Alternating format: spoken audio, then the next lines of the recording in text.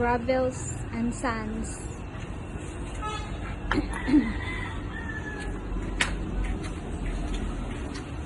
And hollow blocks.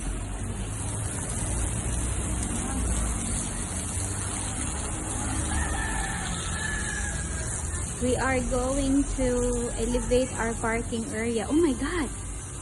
I didn't know it's already done. See, it's elevated already, our parking area. Very nice. See that one?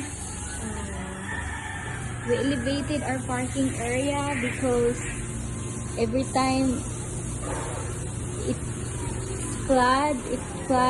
floods, water comes up, so we have to put our car and motorcycle like over there.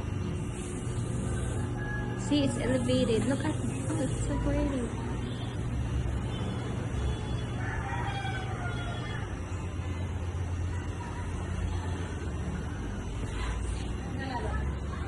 Video. Sa YouTube.